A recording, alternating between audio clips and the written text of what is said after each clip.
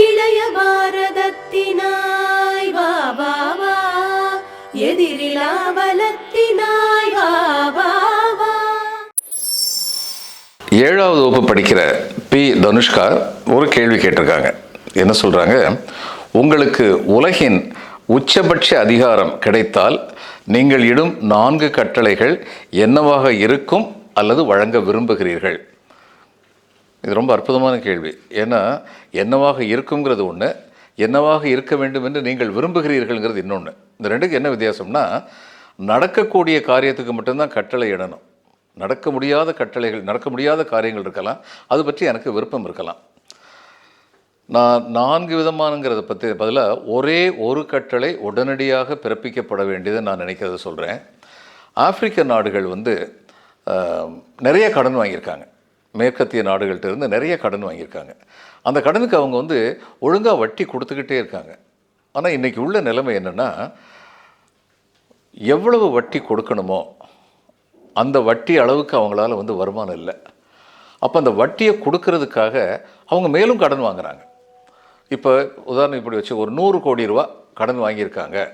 அதுக்கு அவங்க வருஷத்துக்கு 5 கோடி ரூபா திருப்பி கொடுக்க வட்டியாக மட்டும் கொடுக்க வேண்டியிருக்குன்னா, அவங்களுடைய மொத்த வருமானமே, கொடுக்கக்கூடிய அளவில் உள்ள மொத்த வருமானமே 3 கோடி ரூபாயா, ரீபேயபிள் அப்படிங்கிறது 3 கோடி ரூபாயா இருந்ததுன்னா, மீதி 2 கோடி ரூபாய்க்கு என்ன பண்ணுறாங்க? கடன் வாங்கி அந்த 2 கோடியும் சேர்த்து 5 கோடி அனுப்புகிறாங்க.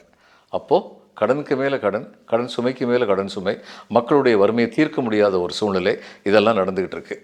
அதனால் என்னுடைய 4 கட்டளை என்னோட முதல் கட்டளை, நான் பிறப்பிக்க போகும் முதல் கட்டளை என்னவாக இருக்கு என்றால், இன்றிலிருந்து ஆப்பிரிக்க நாடுகளுடைய முழு கடன்களும் முற்றிலும் ஒழிக்கப்படுகின்றன. They need not give repay anything. அவர்கள் திருப்பி கொடுக்க வேண்டியதென்று எதுவுமே இல்லை அப்படிங்கிற ஒரு ஆணை தான் நான் முதல்ல பிறப்பிப்பேன்.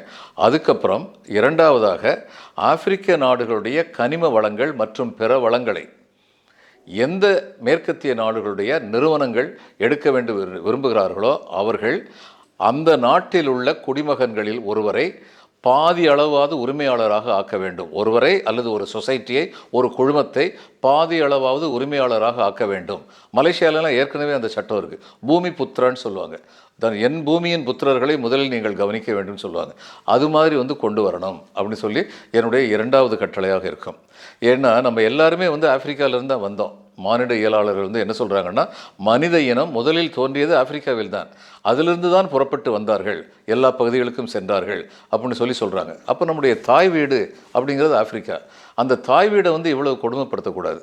அங்கே நம்ம முதல்ல வந்த பொழுது அறியாமையிலோ அல்லது களங்கமற்றவர்களாகவோ இருந்தார்கள் மனிதர்கள். தொடர்ந்து அவ்விதமே பல நூற்றாண்டு காலம் நீடித்து இருந்தார்கள் என்ற காரணத்திற்காக விவரம் தெரிந்தவர்கள் அவர்களை வஞ்சிப்பதோ அவர்களை சுரண்டுவதோ நம் தாய் வீட்டிற்கு நாம் இழைக்கும் அநீதி. அதனால் இந்த 2 கட்டளைகள் தான் பிறப்பிப்பேன்.